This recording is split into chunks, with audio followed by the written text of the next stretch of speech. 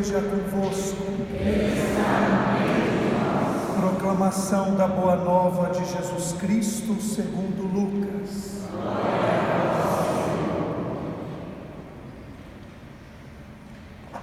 Naquele tempo, disse Jesus a seus discípulos: Eu vim para lançar fogo sobre a terra, e como gostaria que já estivesse aceso.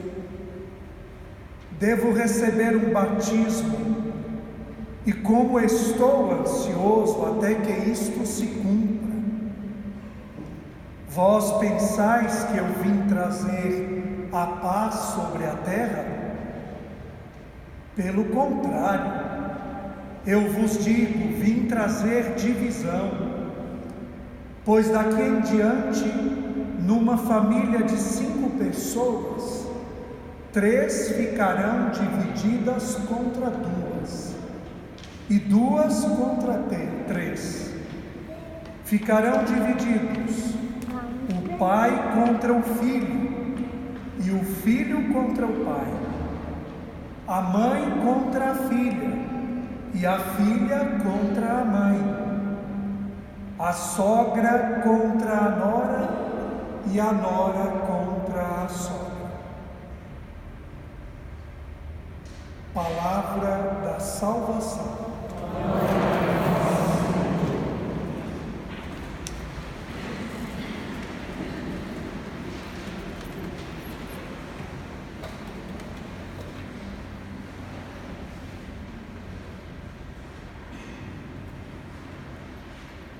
Eu não vim trazer a paz sobre a terra, diz Jesus, anunciando o seu Evangelho a nós no dia de hoje.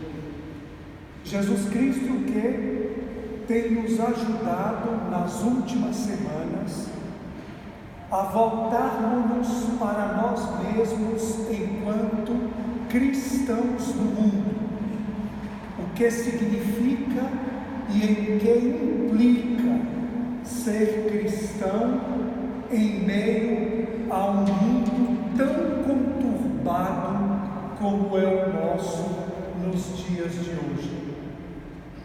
Até parece que é um pouco complicado ouvirmos palavras de Jesus como essas, justamente celebrando hoje com a pastoral da família, o dia da família, ou pedindo até a bênção do Senhor sobre as famílias, diante de palavras tão duras, tão fortes de Jesus para nós. São Lucas escreve para uma comunidade de origem grega, é a sua comunidade. Uma comunidade que vivia também muitos conflitos, e o cristão, ele não era ainda a maioria, até mesmo nas famílias. Às vezes, em uma família, até numerosa, existia um cristão apenas, e aquele que era o cristão na família, tinha que dar testemunho de Jesus Cristo. Ora, o cristão naquela situação, ele tinha que revelar o seu cristianismo, como também hoje, pelo seu estilo de vida, por suas opções na vida, por sua forma de viver, de se relacionar com as pessoas. Assim ele revelava ser cristão. E diante disso, muitas vezes, sendo único na família, ele se deparava com muitos desafios. Se a gente pensar mais ou menos, o desafio, por exemplo, do homicídio, o desafio, por exemplo, do apedrejamento de alguém, se a gente pensa nas comunidades hebraicas, alguém em condição de pecado deveria ser apedrejado. Ora, ser cristão e aprovar algo assim gerava conflitos para a vida do cristão. Se Jesus Cristo morreu para nos dar a vida, a exemplo de Jeremias, que está numa situação muito complicada, Jeremias, um dos profetas dos mais perseguidos na história de Israel, Jesus Cristo, que perde a vida para dar a vida à humanidade, como então aprovar a morte? Como aprovar o armamento da população, por exemplo? Ora, mais ainda o cristão tinha que se perguntar: Jesus Cristo nos deixou o mandamento maior do amor. Como então não testemunhar o amor? Como então não ser na vida das pessoas, da sociedade, do mundo, presença do perdão de Deus, que até na cruz é capaz de dizer: os teus pecados estão perdoados, hoje estarás comigo no paraíso. Ora, o cristão então vivia todos estes conflitos. O que escolher? Poderíamos dizer que o cristão tinha 3 escolhas, mais ou menos. Uma escolha era a escolha de abandonar o cristianismo e ter uma vida dupla. E isso seria hipocrisia. Quantas vezes Jesus Cristo falou da hipocrisia dos fariseus? Ter uma vida dupla no cotidiano da vida, sendo cristão, mas aprovando estes contravalores do Evangelho. Ou então desistir da vida cristã e ir seguir assim estes contravalores, ou valores que alguns chamam de valores. Ou por fim, a terceira opção do cristão era a opção de ser fiel a Jesus Cristo, fiel ao seu Evangelho, mesmo que isso implicasse a sua vida, mesmo que isso implicasse ir contra a sua família e ficar dividido ou gerar divisão na família.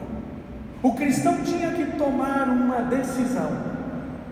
Jesus, irmãos e irmãs, hoje nos convida a reafirmarmos a nossa fé cristã, a reafirmarmos nossa fé cristã, mesmo em meio às divergências familiares, por causa dos valores cristãos, não por causa de ideologias, sejam elas quais forem, porque qualquer lugar tem ideologia, mas o cristão não vive de ideologias. O cristão vive das Sagradas Escrituras, do Evangelho, dos valores do Evangelho. Ser cristão hoje, portanto, ainda se torna um desafio. Diante de uma sociedade brasileira onde o próprio mandatário maior convida a população a armar-se, diante de uma sociedade brasileira onde a vida do outro não tem valor, diante de uma sociedade brasileira onde pode até mesmo eu sou capaz de tirar a vida do outro por causa de um par de tênis, enfim, sou capaz de desrespeitar o outro por causa dos meus próprios interesses. Ser cristão hoje não é uma tarefa fácil. Isto começa no seio familiar. O seio familiar, que é de fato, como a igreja chama, a igreja doméstica, onde ali aprendemos os valores do Evangelho. Os valores do Evangelho, quando somos capazes de educar a criança, não a ficar com medo de Deus, ou educar a criança: se você não fizer isto, eu vou lhe premiar. Ora, com esses prêmios, essas trocas, mas ir nos educando de fato no valor do perdão, no valor da fraternidade, no valor do amor. E isso vai crescendo de fato, e é na família, em primeiro lugar, um lugar onde aprendemos a viver como cristãos. De fato, ecoa para nós as palavras do autor da carta aos Hebreus: irmãos, rodeados como estamos por tamanha multidão de testemunhas, deixemos de lado o que nos pesa e o pecado que nos envolve. Empenhemo-nos com perseverança no combate que nos é proposto, com os olhos fixos em Jesus, que em nós começa e completa a obra da fé, em vista da alegria que lhe foi proposta, suportou a cruz, não se importando com a infâmia, e assentou-se à direita do trono de Deus. Vós ainda não resististes até ao sangue na vossa luta contra o pecado. Que a nossa luta contra o pecado, a favor dos valores do Evangelho, seja até mesmo a entrega da nossa vida, valor maior da fraternidade, da entrega gratuita da vida para levar a humanidade a Deus, para levar a humanidade à salvação em Cristo Jesus, salvação que celebramos na Eucaristia.